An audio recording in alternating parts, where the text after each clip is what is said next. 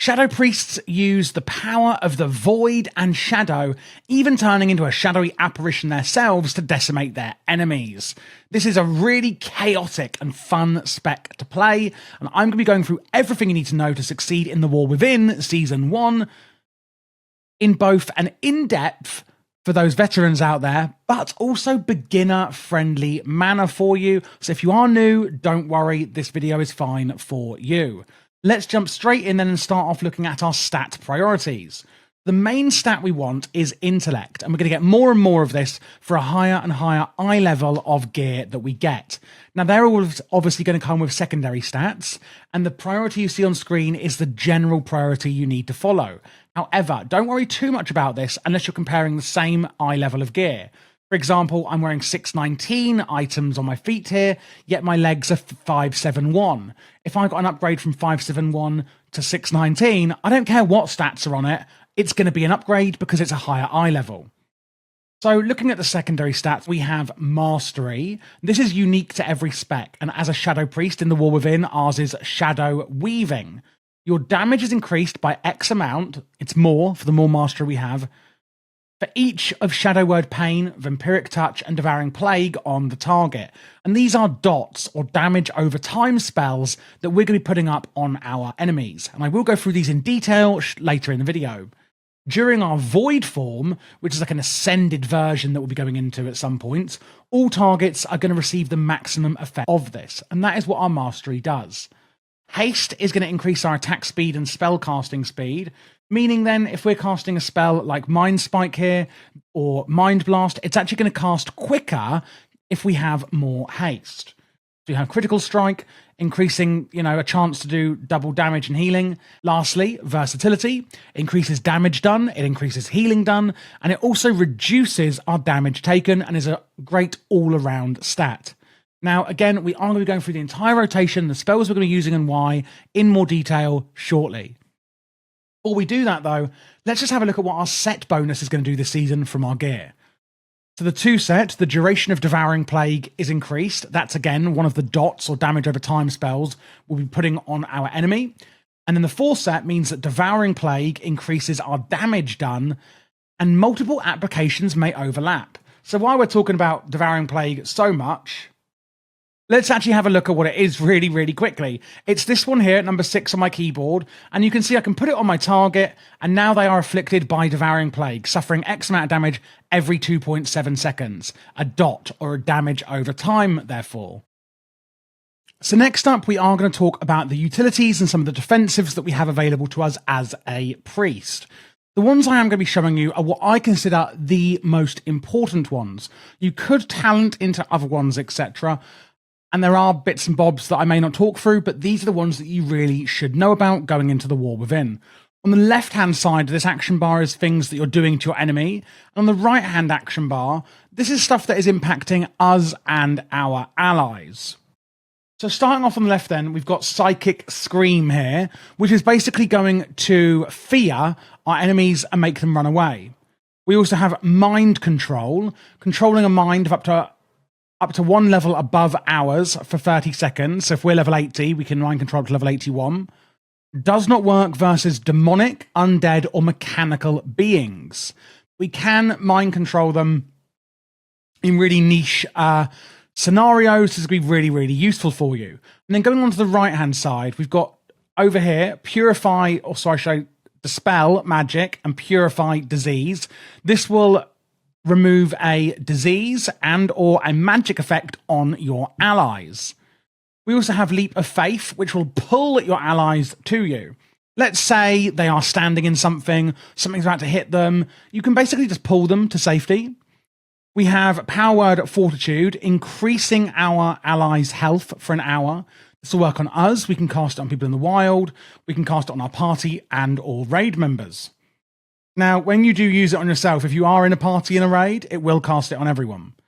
We have Angelic Feathers, where you can place an angelic feather on the ground, and you or any ally that steps over it will get a short speed boost with 3 charges of that. You can also make macros so that it will automatically place it at your feet and things like that. I do have a huge list of macros that I use on my Patreon account. Do sign up there if you would like to see those. And then on the bottom row, we've got Vampiric Embrace, filling you with the Embrace of Shadow Energy, causing you to heal a nearby ally for 50% of any single target shadow damage you deal. Just a great way of getting some healing back out of the damage we're going to be doing anyway. Desperate Prayer, really simply, is going to heal us for 33% of our maximum health over 10 seconds. So it's going to increase your maximum health by that for 10 seconds, but also heal you instantly for that. Lastly, we have Mass Dispel.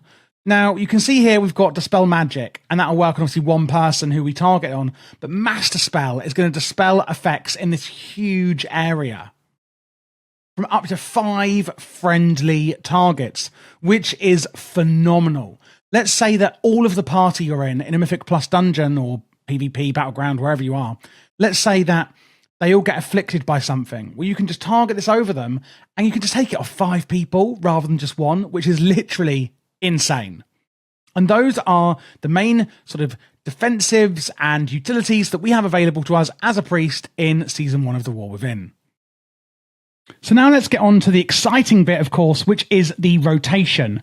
Now, for both Mythic Plus and Raiding, to start with, we're looking at Raiding, but in both, we are taking the Archon hero talents, which are better for both Shadow builds. Both builds will also be in the description for you to import. So that does revolve around our Halo, hence why Halo is so high up on the priority list. As well as having mana, we have something called Insanity, and that's a resource we're going to be generating and spending as a Shadow Priest. From left to right is the general priority list of our spells, and I'm going to be explaining what they are, when to use them, and then why we're using them. So we've got Vampiric Touch, which is going to do a dot or damage over time on the target, and it's also going to afflict them with Shadow Word Pain. We then have our Shadow Fiend, which will generate Insanity every time it attacks. We've got our Halo, which is going to do a lot. It's going to kind of do a ring around us in and out, but also be very enhanced by the hero talents that I'll be showing you. We then have Void Eruption. It's on a 2-minute cooldown. Release an explosive blast of pure void energy, activating Void Form and causing damage to all enemies within 10 yards. During Void Form, this ability is then replaced by Void Bolt. Casting Devouring Plague increases the duration of Void Form. So TLDR then, what does that all mean? When I cast it, it does a big explosion like that, as you can see, and now we have Void Bolt. And when we have enough Insanity, which is 45, we can actually cast Devouring Plague here, which is another dot we can put on our target. I didn't mention Mind Blast, actually. Sorry, I skipped over that. I just realised. Or did I? I'm not sure. But we have Mind Blast as well, which we have 2 stacks of, which does a lot of damage. So we can use our Void Bolt here, and we can use that in quite a few bits of the priority list, and we can use Devouring Plague as another dot. So it afflicts the target of a disease that instantly causes shadow damage and heals us a little bit as well. If this effect is reapplied, any remaining damage will be added to the new one. And this is going to our main Insanity spender. We've also got Void Torrent, channeling a torrent of void energy at the target, dealing damage, generating some Insanity. We've got Mind Flay, which will sometimes turn into something else, which I'll show you shortly, which is another channeled spell, which you can see I'm flaying the mind of the enemy. And then Shadow Word Death. It's a 10-second cooldown. It does a load of damage, especially if they are below 20% health. So how's that all going to come together into our priority list? Again, we're starting off with the Raid rotation. And I will say the Raid and Mythic Plus rotation are very, very similar. So starting off in the single target Raid rotation, we're going to put on Vampiric Touch to put Vampiric Touch and Shadow Word Pain on our target. We're then going to get our Shadow Fiend out. And then we're going to immediately use both charges of our Mind Blast. After that, use your Halo on cooldown, and then use your Void Eruption.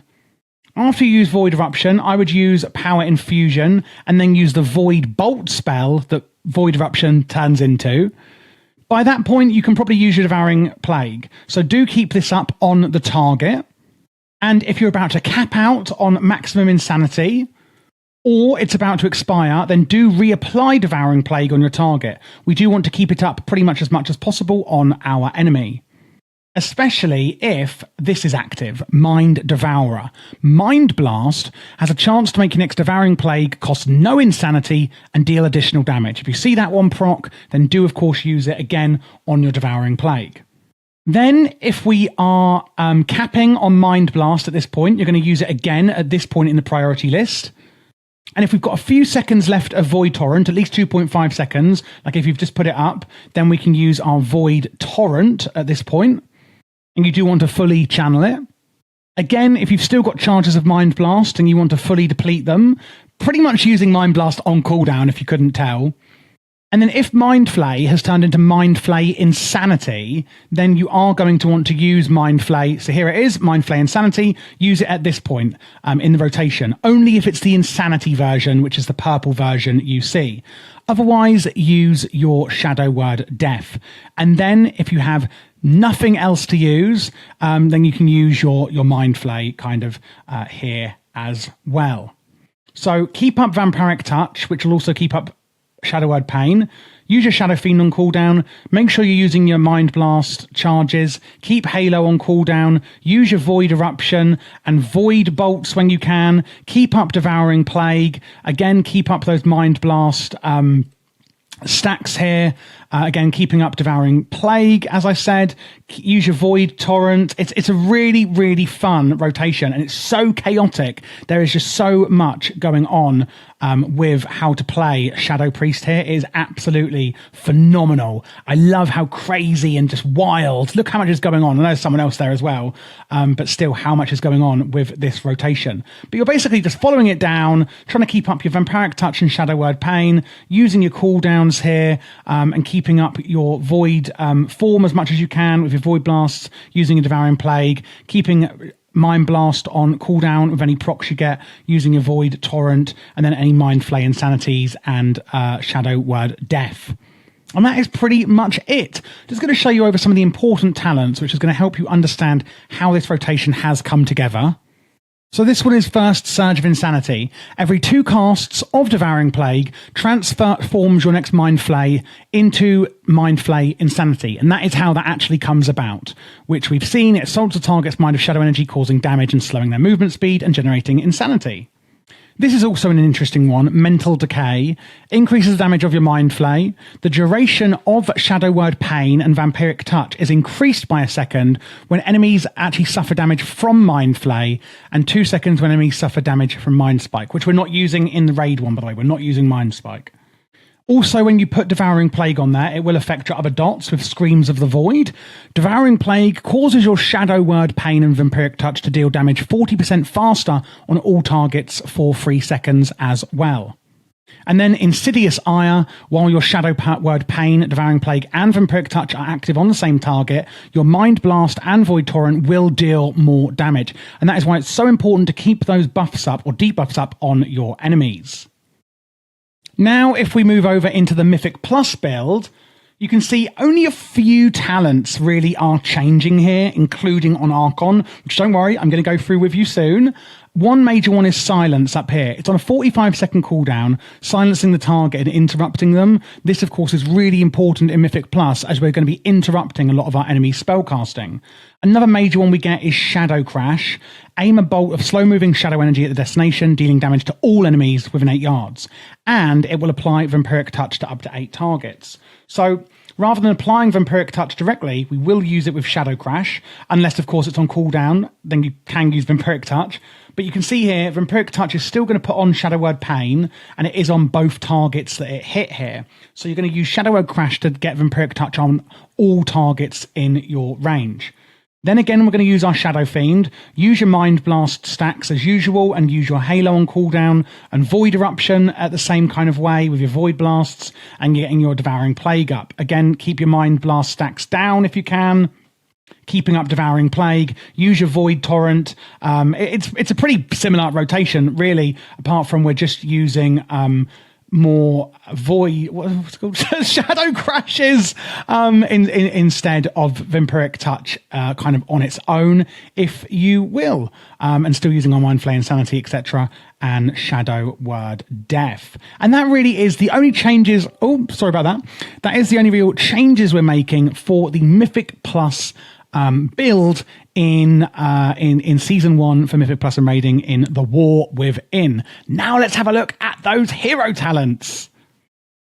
So for this build, we are going to be going with Archon as our hero talent choice. This is both available to Holy and Shadow Priests, and at level 80, you will be able to pick all of them. Now, when I say all of them, you do have to choose between the few choice nodes, but you will be able to take a point in every slot. You don't have to pick and choose. What does Archon do then? Well, it says here they're very devout and can be elevated from higher beings. It actually impacts our Halo spell quite a lot, and some of our other buffs and sort of utility spells, I would say. So let's have a look through them now. Power Surge.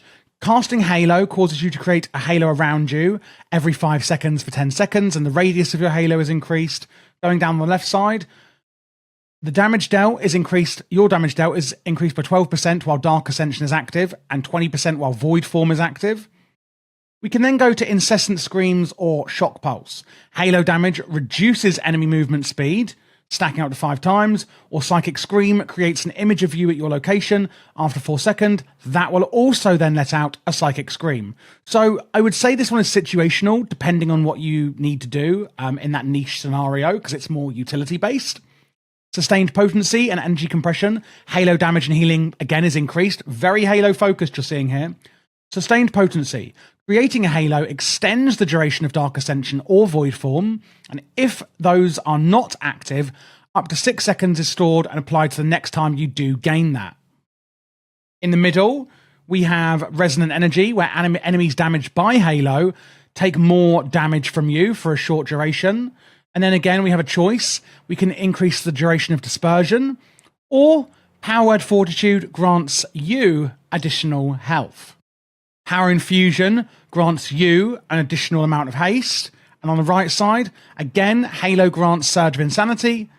We can also increase the damage done by some of our spells and the healing by some of our spells passively.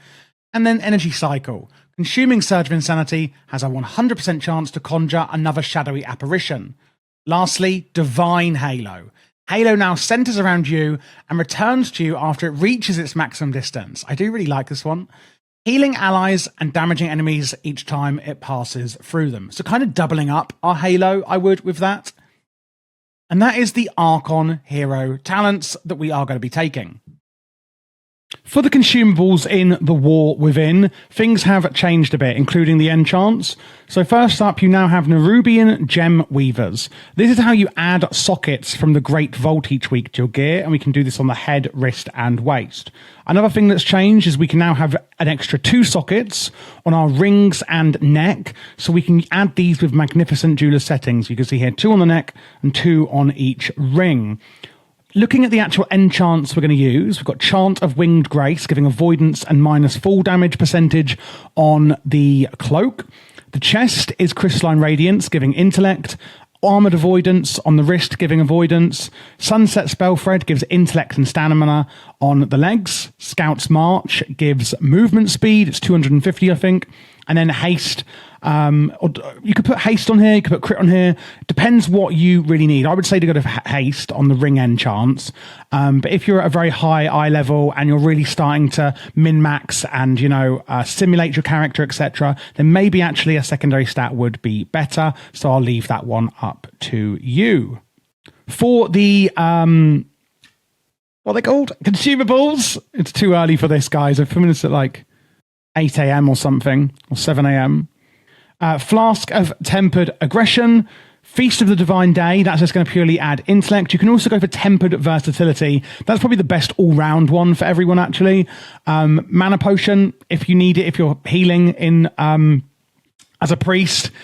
Otherwise, use the Tempered Potion if you're in Shadow.